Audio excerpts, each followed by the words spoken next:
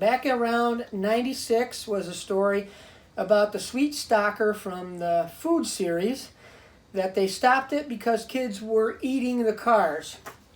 Well, you know, kids eat Tide Pods, but no.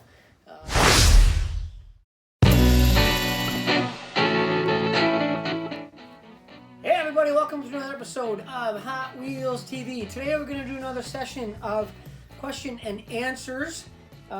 It seemed to go really well last time. We got a lot of questions now, and hopefully I can give you a lot of answers. So if I didn't get to your question last time or this time, bear with me, because like I said, we got a lot of questions. So let's get right to it. Let's see.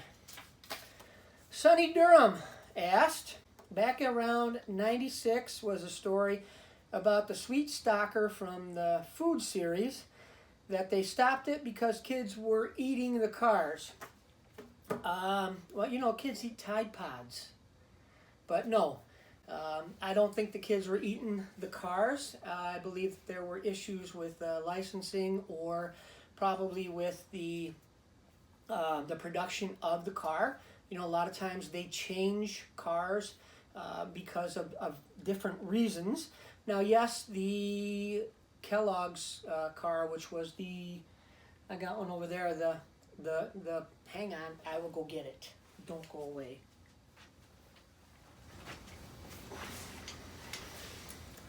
All right, this car, see the point on the front? All right. There was an issue about it being too pointy and this and that, so yes, they did stop doing that one. So, and like I want to say, the Blueprint series, a while back, somewhere around there, you know, they had a Mercedes and then they changed it to the Corvette. Apparently Mercedes did not like the design that was on the car, so they asked Mattel, hey, don't do that. So that's why they changed it from the Mercedes to the Corvette.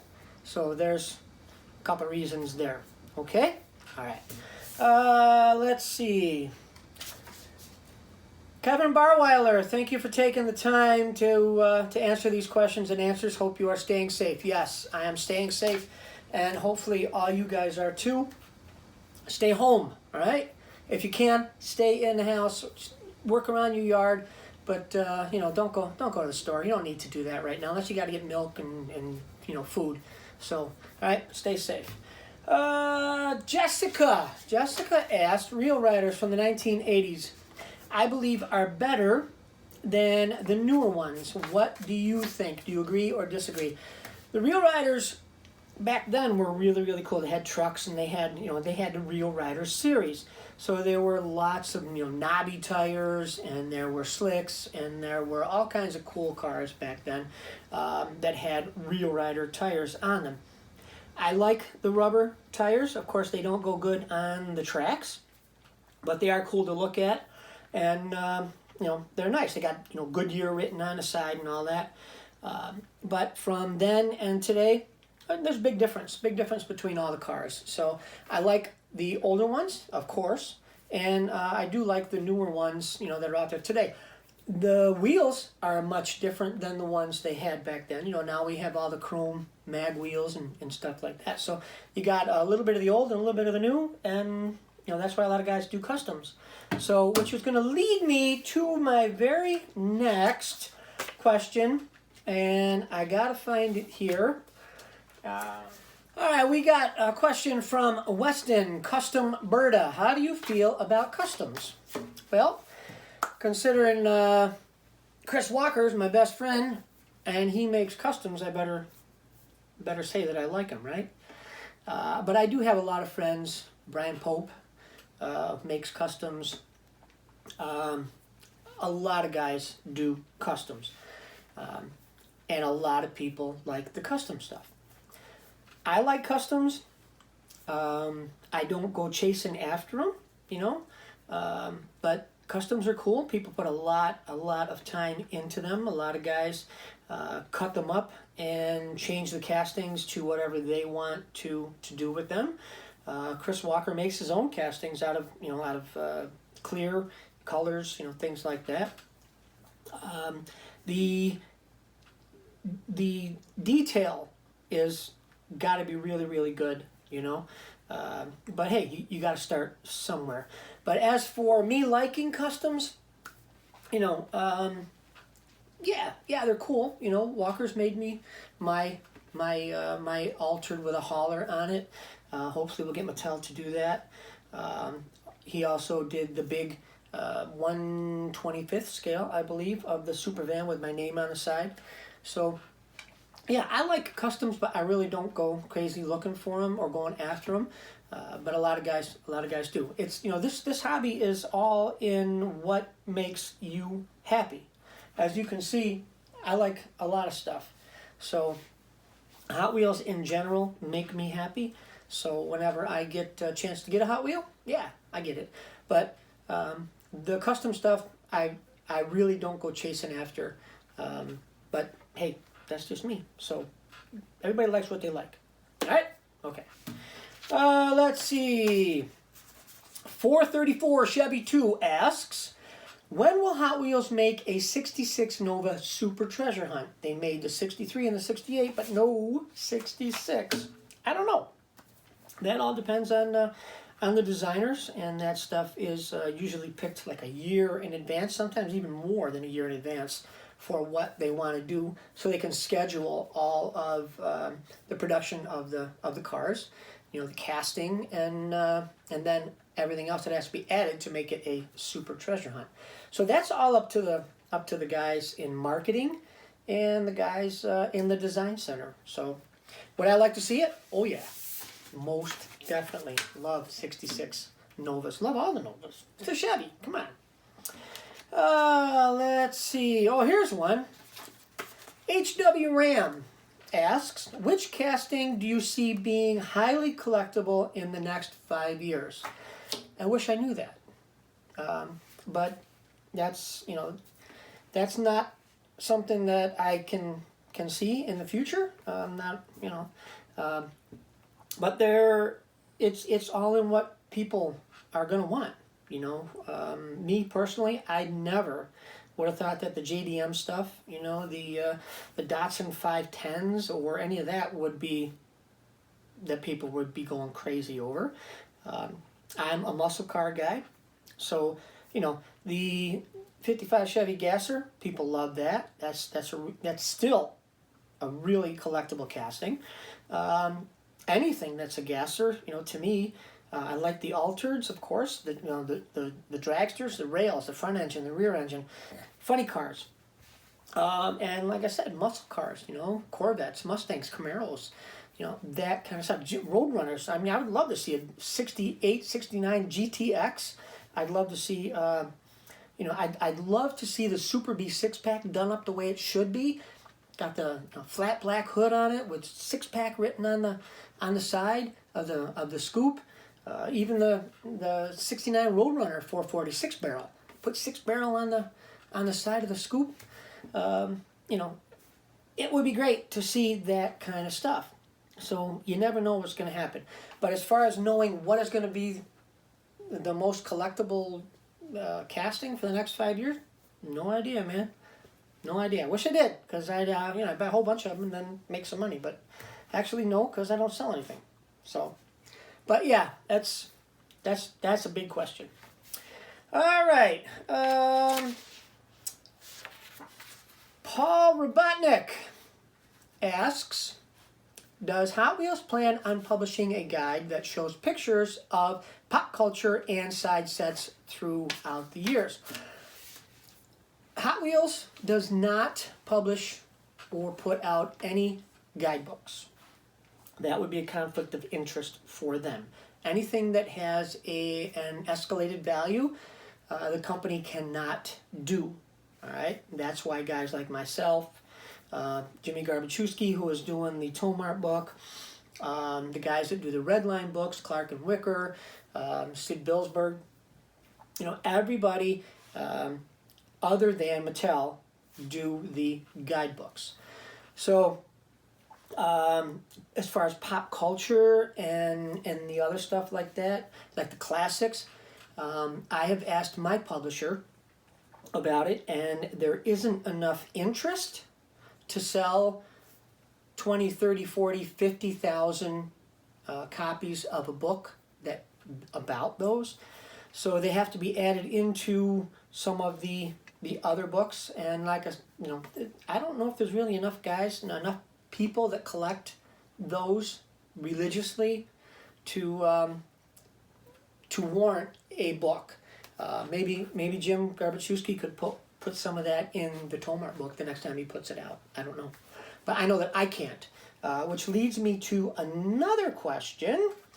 And that is from, let's see. I did have these all in order at one time. Here we go. I don't know who asked it, but it says, how long does it take to write a book? I have a publisher. I have a publishing deal. I do not self-publish. I haven't had my publishing deal since 2000. I've written 14 different books. It takes about a year for me. Well, actually, maybe a year to write a book. My last book had 512 pages. We could have done more. There was well over 250,000 words in that book. Pictures, thousands of pictures. And but when my publisher says, hey, we're going to do a book, they give me 6 months to get the manuscript and the pictures to them. After I get the manuscript and pictures to them, they take another 6 months to go through the editing, paginate it, which means put all of the pictures and the wording together. And then it comes back to me. I have to look it over myself again, read it again, edit it again, and make sure that the editors didn't mess up somewhere, because a lot of times things will get changed because they have to type it and things like that, retype it after I've already given it to them. They may put the wrong picture with the wrong car. It may be a different variation. It might be a B, C, D, or whatever for the picture, and they grabbed the wrong picture. So I have to do that also. So probably about a year to 15 months it takes to get a book from the beginning when they say, hey, let's do the book. And I go through and put it all together, and it comes out on the shelves of the stores of all the bookstores. Okay? All right. Now, there are other guys who do self-publishing. Walker, Wiggins, I don't know about any of the other guys. But the self-publishing all depends on how fast you can get it done yourself and go from there. But when you have a publisher, a big publishing company like I do, it takes a long time. Like with anything else that's a big company. So, all right. What is Spectra Flame paint? Now, originally, Spectra Flame paint was a translucent or candy color over a highly polished metal body. That's what Mattel did originally when they did the first red lines. They had their Spectra Flame paint. They called it Spectra Flame because, of course, they couldn't call it candy or anything else because of the licensing, of course. So they would tumble the bodies more than they would normally, and they would be highly polished. And they put this like a candy apple. It's got a translucent color, and it shows through the metal. So it looked like it was a custom paint job at the time, they were well, they still do it now. But the idea that Elliott Handler wanted was to make the cars look like the cars that were roaming the streets of California. So they put custom paint on the cars. So that's what the Spectra Flame paint was, that basically. And you may not know, or you may know that in 72, they went to the enamel colors. And they went to the enamel colors because Hot Wheels was about to go away because it took too much money to make the cars. So they took those steps out, the highly polishing and all of that, and that's when they did the enamel colors. and they saved like a penny a car, which actually saved it from going away. And then later on is when they got rid of the red line, which also saved a penny a car, and also kept the Hot Wheels going for the middle of '77. Because sometimes you'll have red lines and you have black walls in '77. So another history lesson for you. All right, and another guy asks, is every car candy? No. A lot of people have talked, said, oh, that's not candy apple. Candy with a K. Colors are done by, a lot of companies, and it's candy apple. There could be candy apple tangerine. There could be candy apple blue. There could be candy apple red, of course, because everybody says, oh, it's candy apple red. Candy apples are red. Apples are red. Well, you got green apples too, but they're called candy colors. Candy with a K, color with a K, and there are a lot of companies that do those colors. They're all transparent, translucent, whatever you want to call it. Put whatever base coat you want under it. You could put a gold under it, a silver under it, and you put this. It's actually clear with a tint of color in it, and it becomes candy. Candy with a K. And they do not, well, it depends if you put it over metal flake, then it would be metallic candy.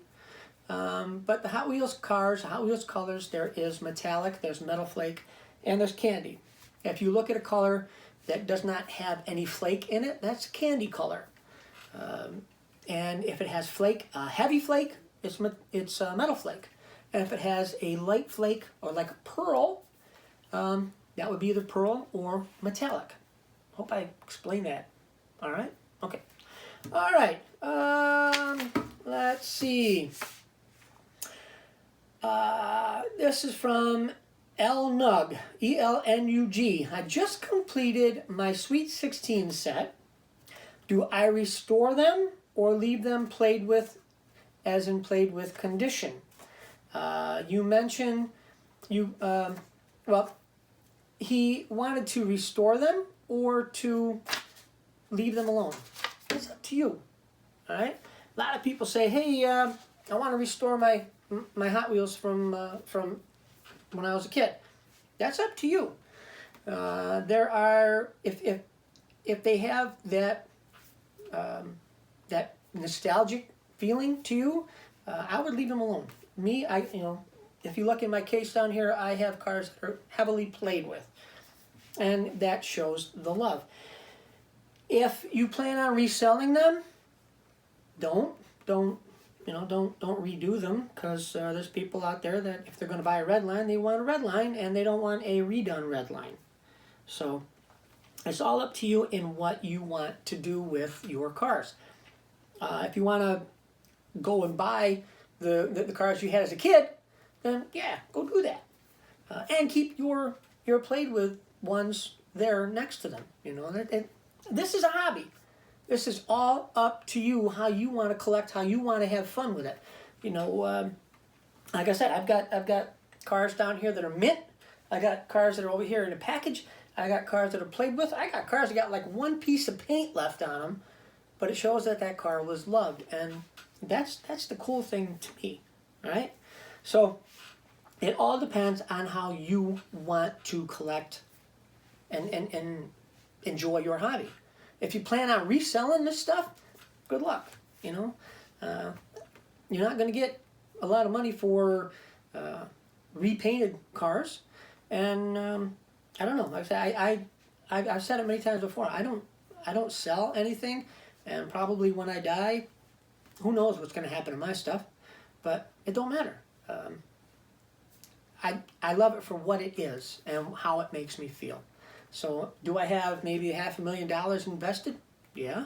Will I get it back? Probably not. But who cares? I don't care. My wife might care, but I don't care. It just makes me happy. Makes me happy to be down here, Makes me happy to go places and talk to other people about Hot Wheels, and we're all in this together, So but it's fun. So you do what you want with your cars, right? I can't tell you what to do with your cars, right? Okay. All right, so let's see. EMF 918. Can you tell your friends at Hot Wheels to please make a premium of the 300 SL for the mass market? Yeah, I could do that. And I'm sure a lot of other people have said that, which is to another question. A lot of people will write me and call me and say, hey, can you tell your friends at Mattel to make this and make that? No, I can't. I can suggest and I can say, hey, you know, I get lots of calls that somebody wants a 52 Duesenberg, but they don't listen to anyone but themselves. They can't, you know.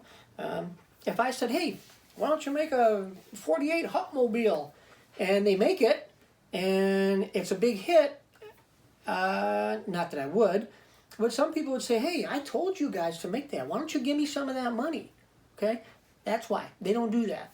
Everything that they do is inside the design center. They have their meetings and they say, hey, let's do this, let's do that.